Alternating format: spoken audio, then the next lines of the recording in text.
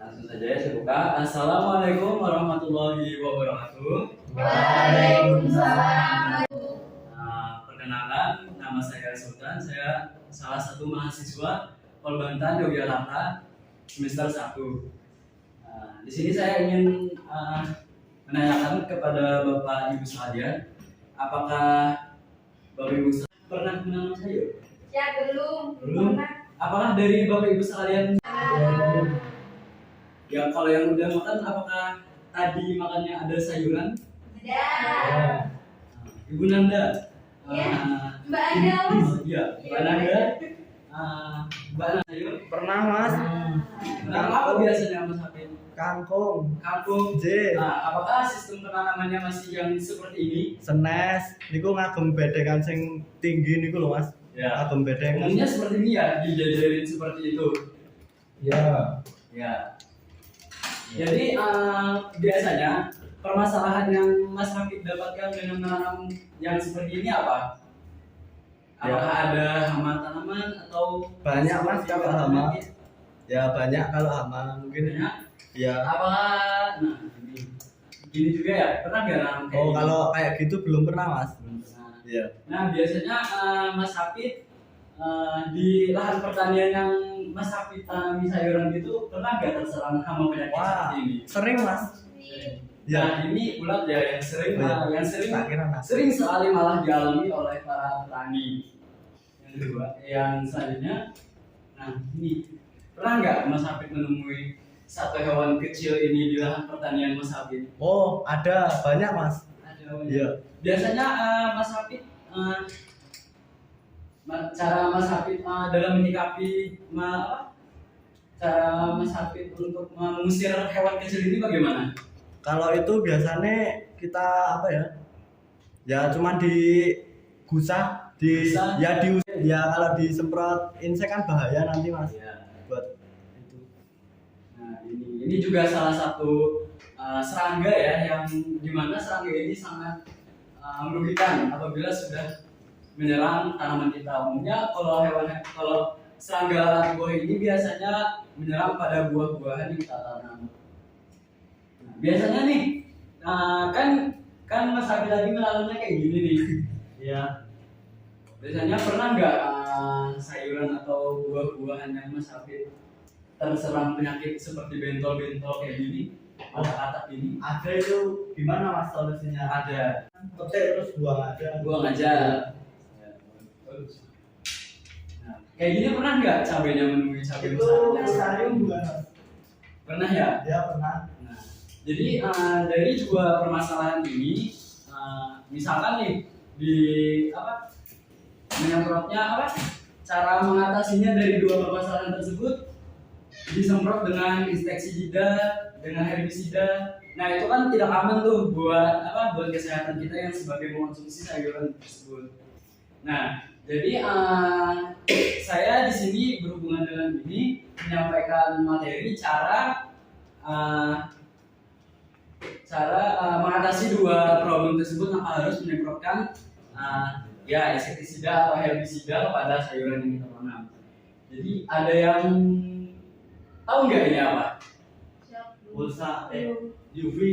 Nah, Mas Hafid tahu ini ada UV.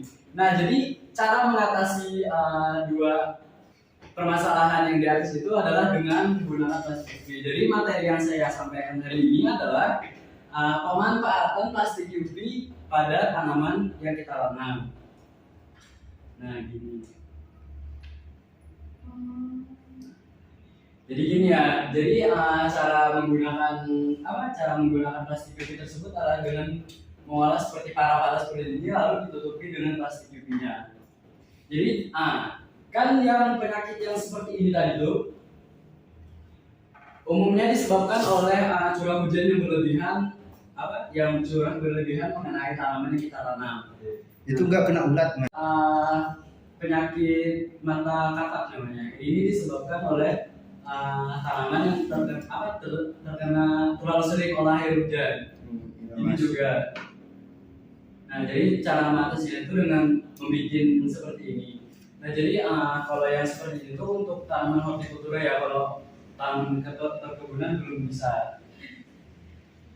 Nah jadi gini ya, di bawah dibikin para-para gitu, lalu ditutupin atasnya. Nah jadi dengan kita membuat seperti ini, maka curah hujan itu akan nggak langsung mengenai tanaman kita. Jadi juga meminimalisir tanaman tersebut terkena penyakit atau jamburan.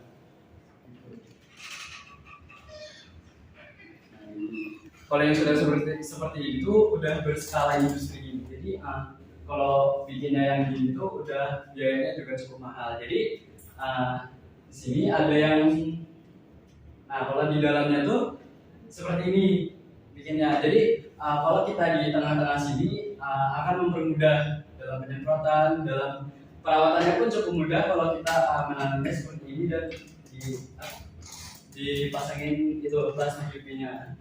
Jadi kalau udah diplastikin, udah dipasangin gini, kita nggak bingung dalam perawatan seperti yang permasalahan pula tadi sama ini sama curah air hujan yang berlebihan mengenai tanaman kita.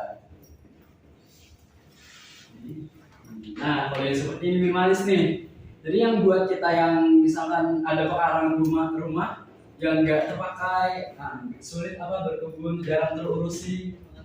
Nah, ini tuh salah satu alternatif yang bisa kita gunakan di kalau kita mau bertani di pekarangan rumah. Jadi dalam bentuk kecil seperti itu sudah bisa membantu kita dalam merawat tanaman.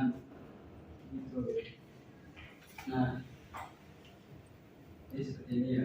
Nah, kalau yang gini kan ada pintunya nih, terus itu tuh kalau udah rapat gini nggak mungkin kan kayak serangga, lalat, ulat, kupu-kupu itu masuk ke dalam sini dan merusak tanaman kita. Gitu. Biasanya kan kalau tanaman kita nih nggak ada yang kayak gitu, kita tuh rawan kayak serangga-serangga yang ada di luar sini tuh masuk ke dalam sini malah merusak tanaman kita. Tuh. Itu tahan berapa lama, Mas? Tahan berapa lama? Jadi ini bisa sampai 1-2 tahun juga bisa. Tapi kalau yang kalau ini nggak gampang rusak kalau plastik UV. Ya, soalnya udah didesain sebagus mungkin oleh yang pembuatnya agar ini juga tahan lama, juga mengurangi intensitas matahari yang masuk ke dalam yang di dalam sini. Agar tanaman kita tuh nggak langsung terkena paparan sinar matahari. Harganya berapa? Harganya untuk yang UV sendiri itu tuh kisaran 10 ribuan per meter. Ya, 10 ribuan per meter. Jadi gini ya, jadi serangga itu nggak bisa masuk dan merusak tanaman kita. Terus, nah gini kan. Nah kalau yang kayak gini nih depan belakang bawahnya nggak ini nih, nggak ketutupan. Jadi umumnya yang bikin para-para yang seperti ini nih buat yang sayuran yang bikinnya tuh cuman berniat untuk melindungi tanamannya tuh dari curah air hujan. Soalnya ada tuh kayak tanaman selada kan biasanya kalau terlalu sering terkena curah air hujan itu dia bakal itu bentol-bentol daunnya. Sedangkan kalau udah bentol-bentol kan Mbak Nanda mau nggak misalkan kayak beli sayuran yang ada bentol-bentol nggak mau kan? Nah jadi salah satu petani mengatasi penyakit yang disebabkan oleh curah air hujan yang berlebihan mengenai tanaman itu adalah seperti ini. Jadi kemungkinannya kalau serangganya tergantung yang bikinnya gimana cara mengatasi dia. Kalau serangga kayak OPT yang seperti serangga tadi. Nah gini, ada juga yang gini nih cuman atapnya doang. Biasanya nih kayak gini nih tanaman seledri. Tahu seledri nggak Bapak Ibu? Tahu. Nah kalau seledri itu gini doang, atapnya doang. Soalnya kalau seledri itu terlalu banyak terkena sinar matahari, dia tuh tumbuhnya nggak maksimal. Soalnya dia tuh ada 86% harus terkena sinar matahari, nggak harus 100% terkena sinar matahari. Jadi gitu.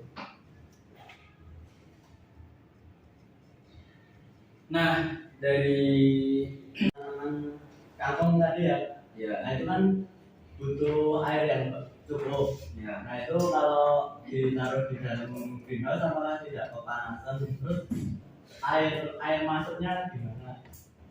air masuk. Ya. Nah, kalau yang itu permasalahan perairan, nah gini kan, kata Mas Hafiz, apa panas gitu kan? Oh ya. Sedangkan kalau plastik itu udah mengurangi sinar matahari yang masuk ke dalam sini.